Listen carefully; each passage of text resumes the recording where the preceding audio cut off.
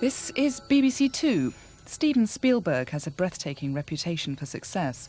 His films have captivated audiences worldwide.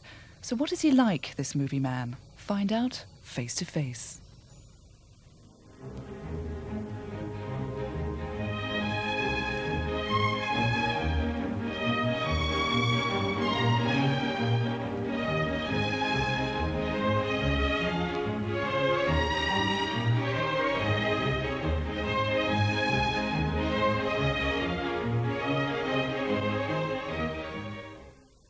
Steven Spielberg, you're the maker of Jaws, Close Encounters of the Third Kind, E.T., Indiana Jones, Jurassic Park, the great popular escapist fantasies of our time, and also of other movies that deal in grimmer realities, The Color Purple, Empire of the Sun, and now Schindler's List. Are there two Steven Spielbergs, movie makers? There well might be. But I think what there is I think that there's really, one of me who commits my ideas to film, which are fun-loving and, entertaining. And then there's, I think, another side of me that is someone who actually has a life outside of the cinema. And very rarely do I let that part of me spill into my work. I've always sort of separated the two. And every once in a while, some of what I feel about in my real life kind of drips over to the other side. Schindler's List is about the grimmest of recent historical events, the systematic murder by the Nazis of 6 million Jews. Why did you want to make this film? Well, that's a hard question because I asked myself that, and I've been asking myself that for a long time. There's not just one really wonderful, easy answer to that. I think it's just a composite of the influence my parents had over me when I was growing up in an Orthodox Jewish house, where my parents were indirectly affected by the Holocaust because my grandparents lost relatives in Eastern Europe. My parents were born in Cincinnati, Ohio, in the USA. And they were very active in telling their children, myself and 3 of my sisters, stories of the Holocaust ever since I can remember. And they were stories that made me interested as a kid because whenever your parents, your mother and father, talk about murder and they illustrate graphically, I remember one story my parents told me, which I'll never forget, which is about a concert pianist, a Jewish man in his 50s, who in 1936, after a concert, and he was on his way home in Berlin, brown shirts attacked him, brought him into the alley, and broke every one of his 10 fingers, to the point that he could never play the piano again. And these were illustrations of something that just seemed incredible as a child to hear from your own parents.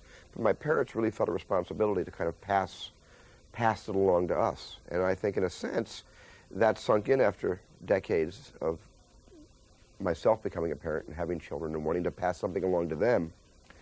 And when I read the book in 1982 by Thomas Keneally, based on the true story of the Schindler-Juden, it was something that occurred to me that I could pass along to my children through what I do best, which is telling stories on film. Had you wanted to make the subject or to treat the subject before you read the book?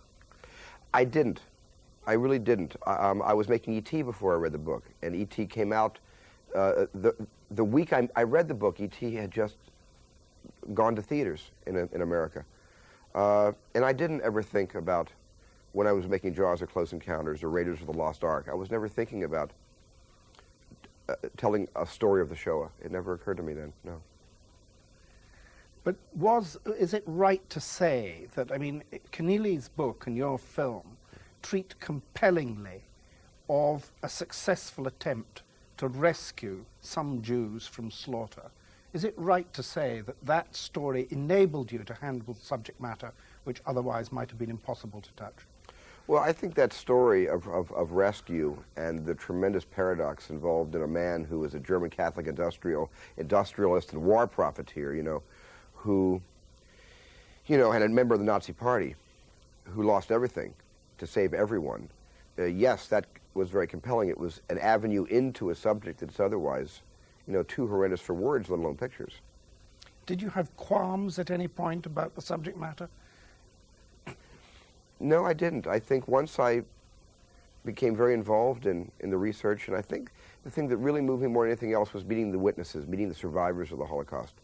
You can read all about it, but until you meet someone in their 70s who comes over to you and shows you the numbers and tells you the stories, it's abstract, to say the least. How did you prepare yourself for making the movie? By talking to them? Yeah, by actually meeting Paul Page.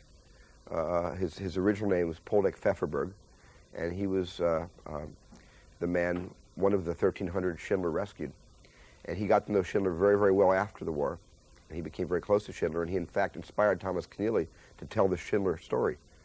And I think when I met Paul Page, he was the one to shed the most light on Oscar's life and the life of the Jews who were rescued. And then he said, you know what you must do? You must go to Poland. You must go to Krakow. This will continue to be abstract until you stand on the killing fields. And I went to Krakow and spent time there, and I think more than anything else, that transported me into such an urgency to get the story out. At one time you thought of shooting the film at Auschwitz, is that right? Or Yes, I did. Well, we shot just literally 50 feet away from the hallowed, sacred, killing grounds of Birkenau, which is that infamous gatehouse that some people might be familiar with. do you see the movie as entertainment? I don't see the movie as entertainment at all, no. No. You shot it in black and white. Why was that? Well, you have to understand that my only frame of reference, not only to the Holocaust, but the entire Second World War, is black and white, because I was brought up watching black and white documentaries, black and white archival footage, black and white movies about that period, and seeing amazing stills, Bob Kappas, still photographs of the Second World War. I don't have a color frame of reference. My father would always joke with me and said, I fought in World War II. I have a color frame of reference. That war was in color for me. I said, yeah, Dad, but I wasn't alive in World War II. That is alive in black and white. To me, there's more truth in black and white, referencing the Holocaust than there would have been in color. At 2 points in the movie, 2 remarkable moments, there's a little girl in red. Who is she, and why is she in red?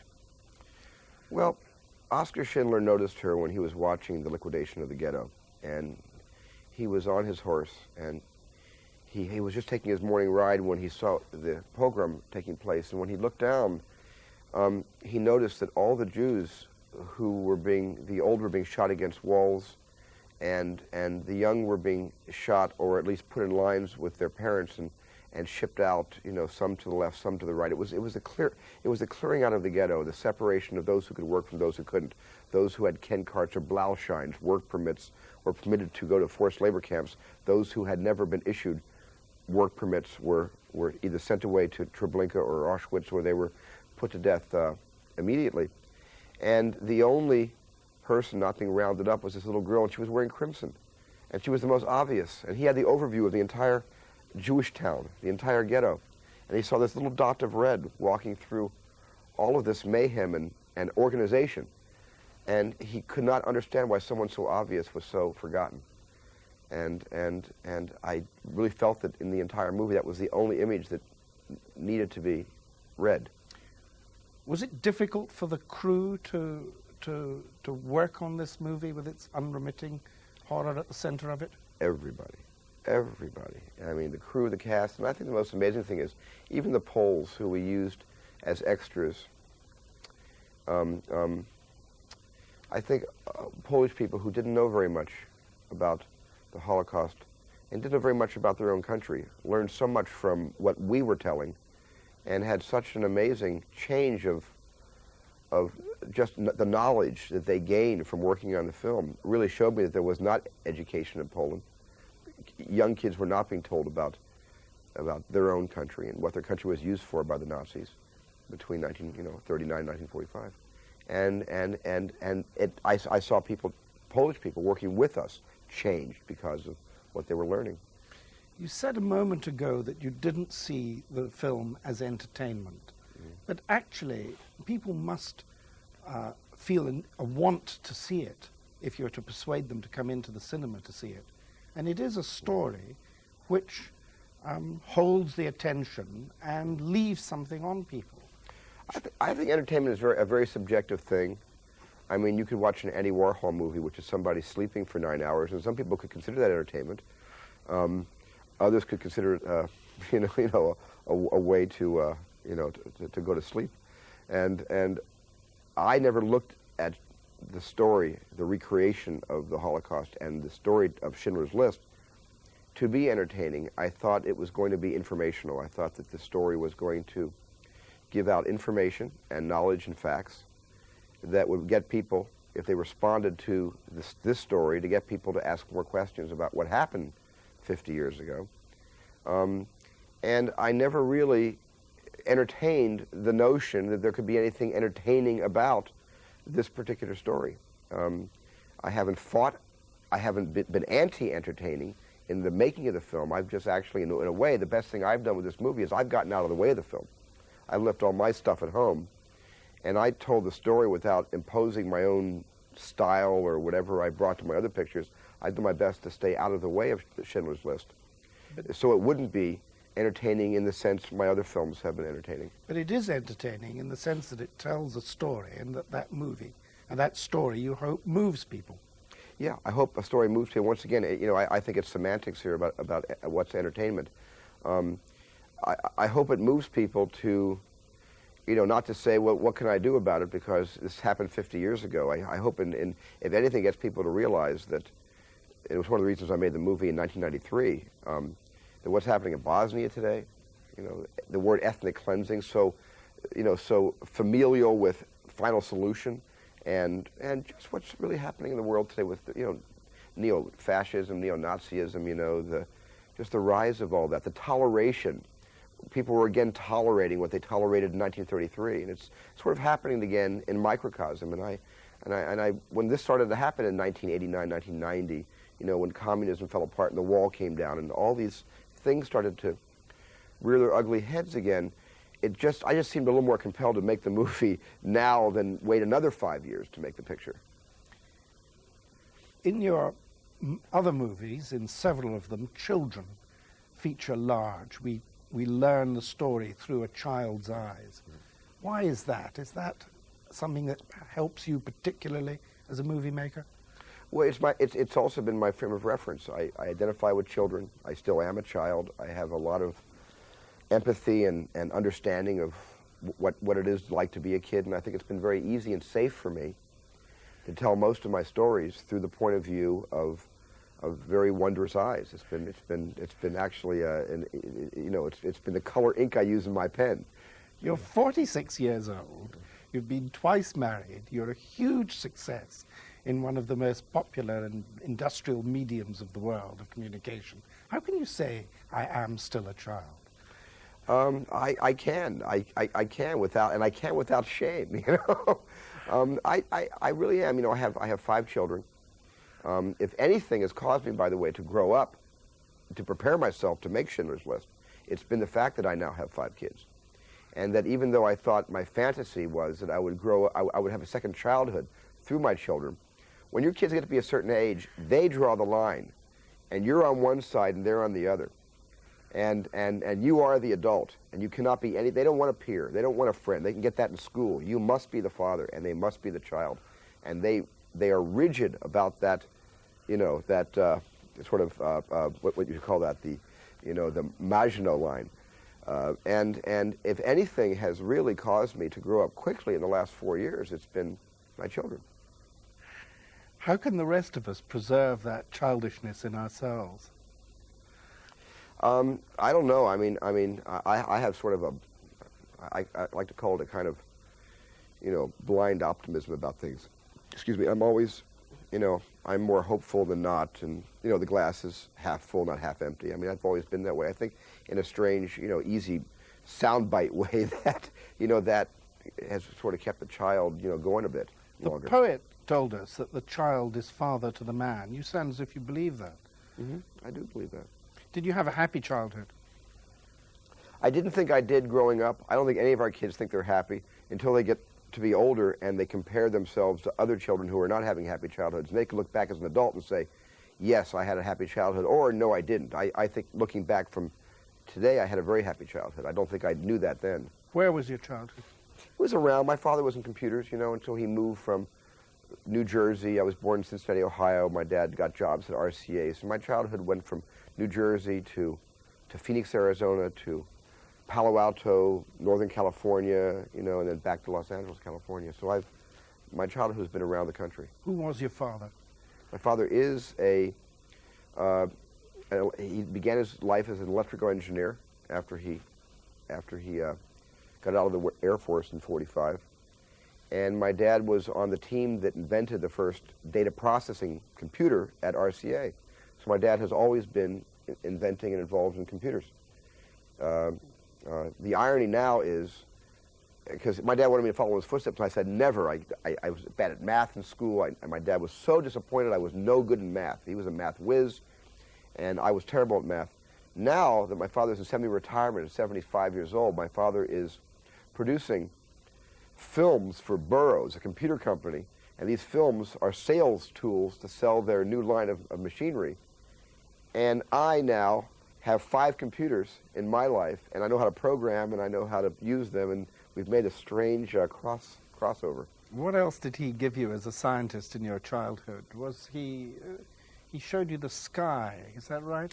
My dad offered me the first chance to be curious about the stars by building me a telescope out of a carpet roll, those big cardboard carpet rolls, and he ground the glass himself. He ground a 2-inch rectangular piece of glass, and he built for me, with some parts from the Scientific Edmund Company, a reflecting telescope when I was about 7, 8 years old. Was he an absent father or a present father? He was an absent father, yeah. Who was your mother? Who is your mother? My mother is My mother is someone who is 74 years old, who is going on 25. She has the energy of, I guess, Helen Hayes, and you know, when she was in her 70s. Remember Helen Hayes' amazing energy. She is so energetic. She's a concert pianist, and was anyway, and she runs a kosher dairy restaurant in Los Angeles, California right now. Was there conflict between your parents? Well, they were divorced. There was always conflict. My mother, you know, with her side of the brain was always into the arts, and my father with his side of the brain was always in the sciences. And there was always sort of a clash of ideologies and culture, and I think in a sense my dad was a workaholic, as I am, and my mother, you know, took care of the kids, and there wasn't a lot of communication because he was always working and she was always at home. Was that separation and that divorce upsetting to you as a child?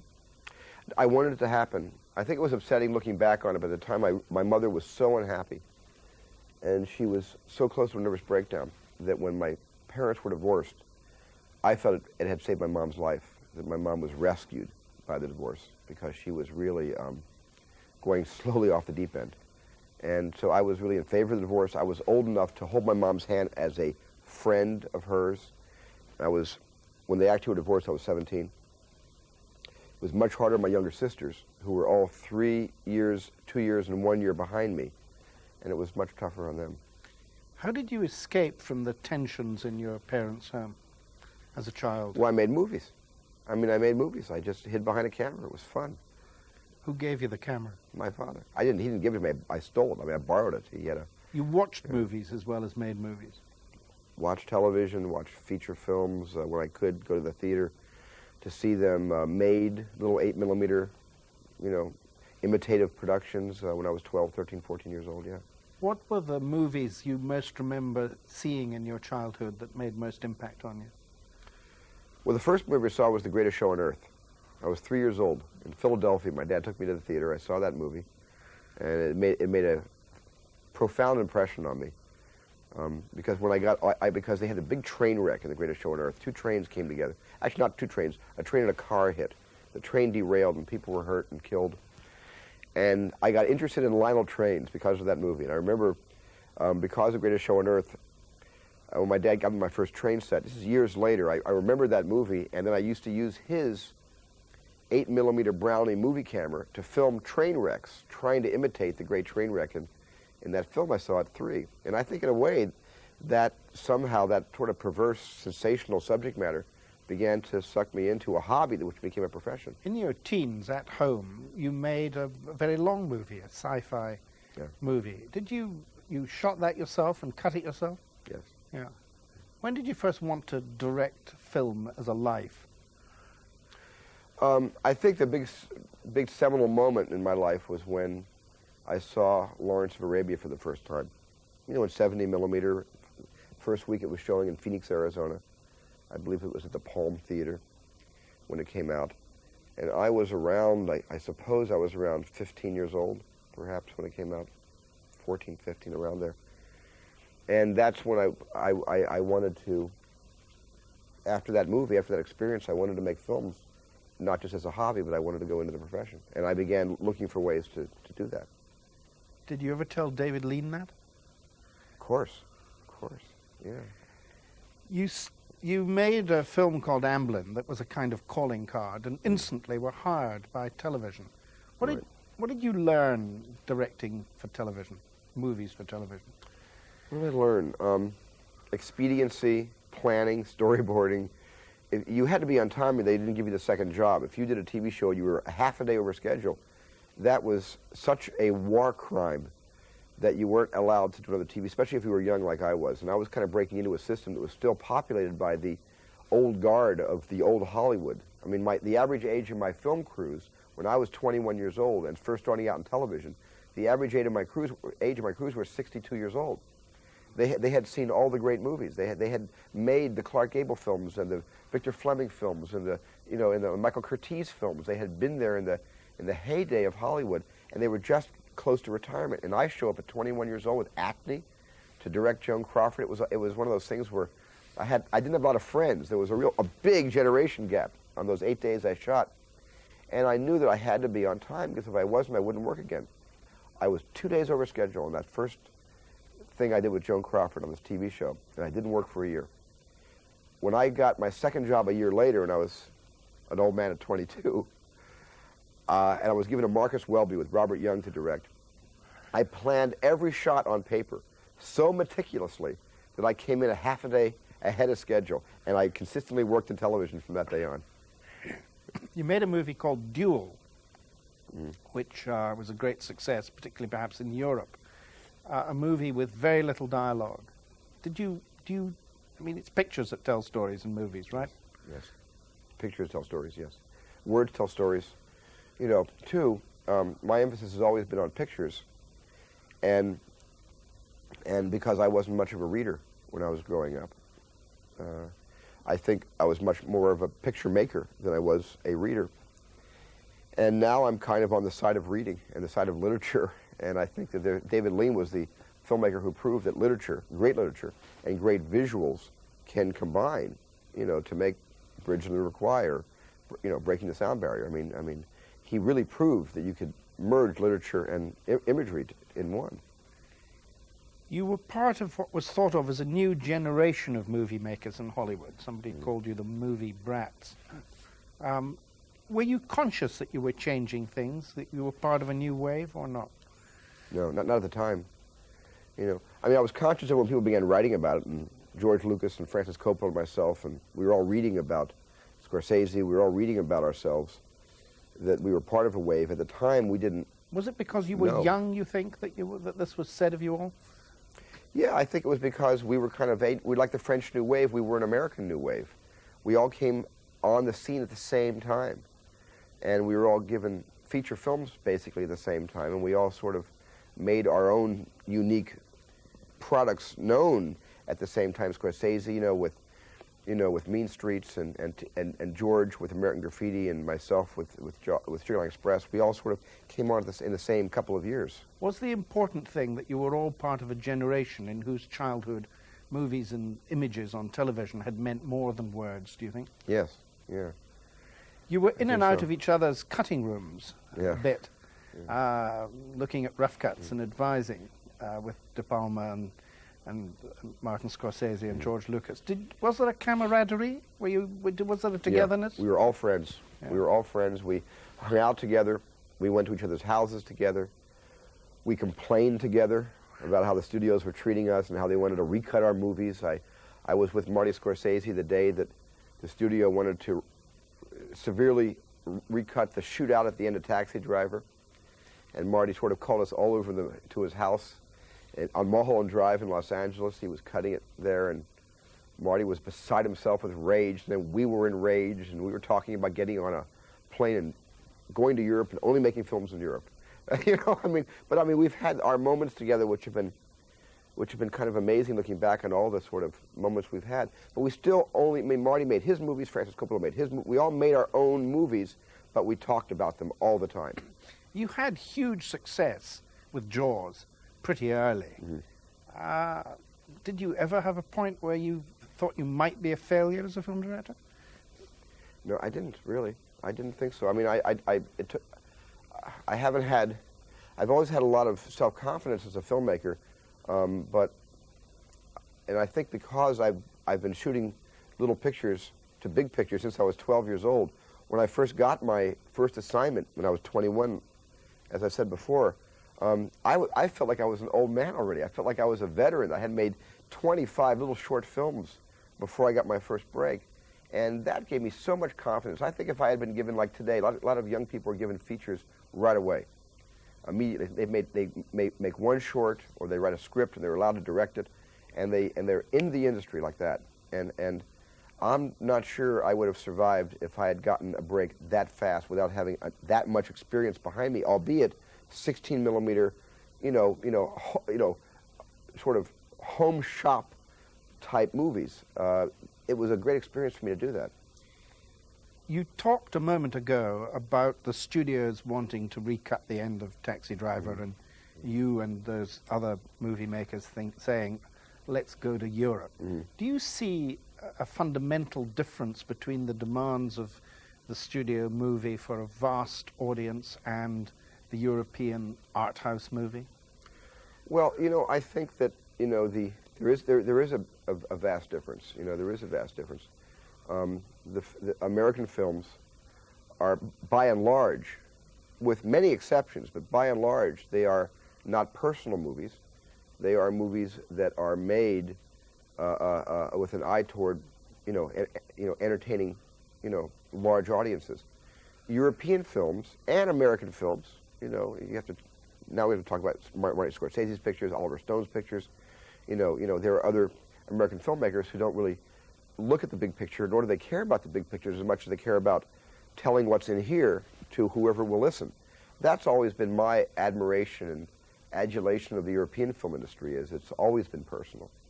It's always been, true to heart, and that's been the major difference. You any idea how many movies you've seen in your life? I have no idea. I've seen a lot of movies. Do you watch movies every day? No, not every day. Every week? Every week. How many is the most you've seen in a day? Movies in a day? Well, sometimes on a weekend, I used to, have a movie orgy, where I would see 3 first-run films in one day. I'd catch the morning show, the afternoon show, and the evening show. And I haven't done that in a while, but I'll see probably about 30 films a year if I'm not directing. When I direct, I don't see films, because I don't actually want to be influenced by what's out there right now. But when I'm not directing, I see a lot of movies. I read somewhere that you use video games every day. Is that right? Is that a way of relaxing? Yeah, it is. Every day? It's not really the old-fashioned video games, the stand-up play like this. It's the games on my small home computer that I'll, stick the program in or hit a key and play it. It's a way of relaxing, yeah. You talked a moment ago about the ability to make a movie that says something that's burning you up inside. Mm-hmm. You now have the power to make any movie you want to make, do you not? Yes. What's the next? What's burning you up inside? What's the next thing you? Well, Schindler's List is what was burning me up inside. It's really the first time I've ever burned for a subject. I've had other reasons for making movies, but this is the first time I've really thought that I could put to good use the privileges that have been afforded me over the years, making movies that have allowed me to make, let's say, the telephone book. And I sort of chose the Holocaust as the telephone book, in a sense, and it was something that have been wanting to do for a long time, and this story in particular. And it felt great to be able to use all that, not to entertain per se, but to get it on the public record. And that was a great feeling. I felt so liberated in making Schindler's List, and I'll tell you why. I was liberated because it was in black and white, so already I was making an anti-commercial film. I was making a picture where I was putting so many obstacles ahead of me so it wouldn't be commercial, that it freed my soul to make it the way, with no pressure, that it had to make its money back. And I realized what kind of pressure that puts on filmmakers, especially when you're given big, big, big budgets. And the kind of pressure that you've got to have a big opening weekend, you've got to have legs, and you've got to make your negative costs back, and you've got to make your prints and ads back. Then you've got to make a profit for the studio, or you're a bum, you know? And by making this relatively low budget, and by doing it in black and white, and choosing this as a subject, it freed me artistically. And I don't ever, in any of the interviews I've ever done before, I never refer to myself as an artist, but I felt, for the first time in my life, like an artist when I made this movie, because I was working with crude tools, and I didn't have all the fancy Hollywood cranes and things that I've had in my other productions. I didn't have movie stars, and it was, and half the film was handheld, and it felt much more like it was coming from me than it was coming from everything around me. The bookends of the film, the very front and the very end, are in color. Mm-hmm. What is that saying to us? Well, I guess it's saying in a wit that, in a little bit, that color was peace and freedom, and color was a time when people took time to smell the roses and could see colors. And then when this whole juggernaut rolled out, it just became black and white. It became survival. It became just a an issue of living hour to hour. And I think at the end, it goes back to color again. The movie is black and white with a little touch of red. That's it, a little touch of red. Do you see yourself as an ordinary guy who's thus able to speak to so many millions, or as a sort of outsider in society? I don't understand the question, because I'm not sure what outsider you mean. Your films are about people in extraordinary situations. Mm-hmm. There's a disjunction between them. Something happens in their lives. Mm-hmm. I wonder if that's something in you. If you see if you see a need to be in a situation that you're distant from. I have this overly active imagination, which, by the way, gives me more hours of not sleeping than sleeping. I have this overly active, thought process, and my mind instantly goes to stories that are removed from the real world. Because I've always wanted to escape, and maybe the divorce, maybe the unhappiness between my mother and father, maybe for a lot of reasons, I've always sought leaving home to go outside our world to tell a story, and to Neverland, or to Indiana Jones country. But in a sense, that is fun for me, because I've always liked to tell stories, and the more distant the stories are from my own life, and I guess the only stupid word I can find is the more fun it is for me to tell those stories, and that's the way it's been for most of my career. In your films, people face their fears of strangeness and overcome those fears. Have you had to overcome fears in your personal life? Sure I have, absolutely. All of us do. I have many fears in my personal life, and I make movies about them sometimes. After so much colossal success, what motivates you to go on to make the next one? Oh, I know, just because I love it so much. I just really love it, and it's just, I can't get it out of my system. I just adore it. I don't know why. I'm afraid if I really discuss it and analyze it and figure out why I love it so much, it'll evaporate. It'll say, you looked the gift horse in the mouth. We'll see you. We're going on to the next filmmaker. So I don't ever want to embrace the why to look at it too closely under a microscope. It just is there. It's not gone away yet. So has Schindler's List released a Jewishness in you that you've been quiet about? The movie communicates the Jewishness in me, but my evolution to a kind of,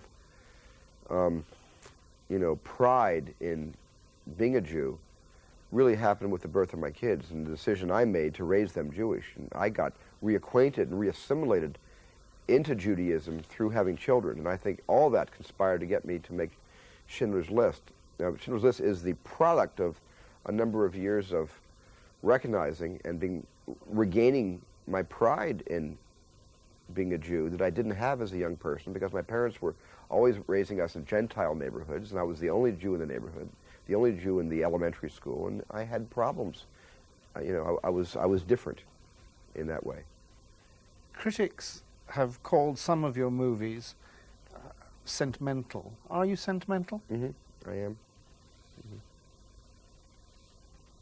I don't know who I get that from. I think my mother, but I am. You said you had fears. What is it that you fear? Well, it's a laundry list of fears. My goodness. I sort of always have feared being alone. I think the biggest fear I have is loneliness. And movies, children. I fill my life up to the brim, because one of my principal fears has always been sort of being alone in the world. Have you ambitions yet to fulfill? You mean outside of making movies? Mm-hmm. Yes, seeing my kids through college, finding them good schools, and taking them a little closer. I'm not criticizing my parents. I am criticizing my parents, actually. But I would like to be more involved in my children's life.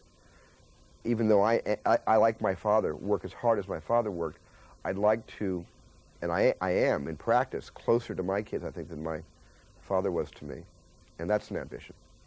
If you direct an absolutely major movie, that's sort of 8 or 9 months of your life totally devoted to it. Can you do that and still be close to your family? You certainly can.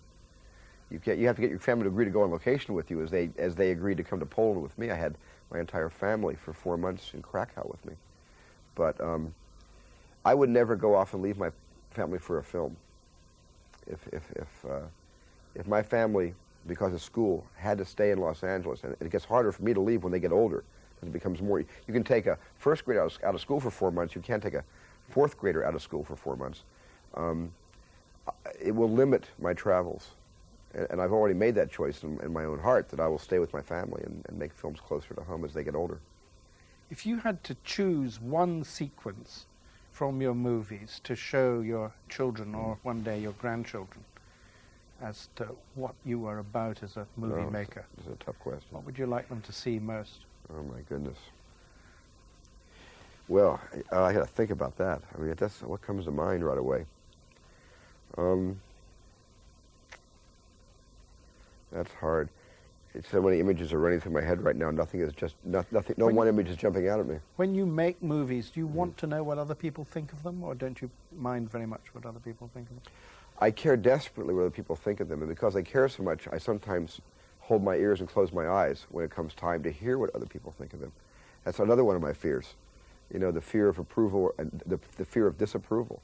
And so sometimes, when I don't read reviews and things like that, it's just being afraid to find out. And I'll hide for months sometimes, not knowing what people thought of my movie. And then it'll slowly start to assimilate whether it was received well or not received well, whether my friends liked it or they didn't like it. It always comes out in the laundry after about 4 months. But sometimes I'll look right away like this, and other times I'll hold back and not look for a while.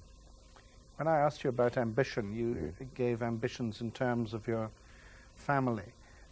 Would you like to win an Oscar as a director? Someday. I mean, no filmmaker, would ever. I don't think, unless they were political in some way. I don't think any filmmaker would deny that to themselves in their lives. But it's never been my principal, goal or motivation. But around that time, it's as suspenseful as anything else to everybody, I think. How would you like to be remembered? Oh, I don't know. I have a tough time writing my own epitaph. It's been tough for me to. A couple of times I've been asked that question, and I've never had a good answer for it. I don't know. In a way, it's too early in my work for me to start thinking about how I want to be remembered.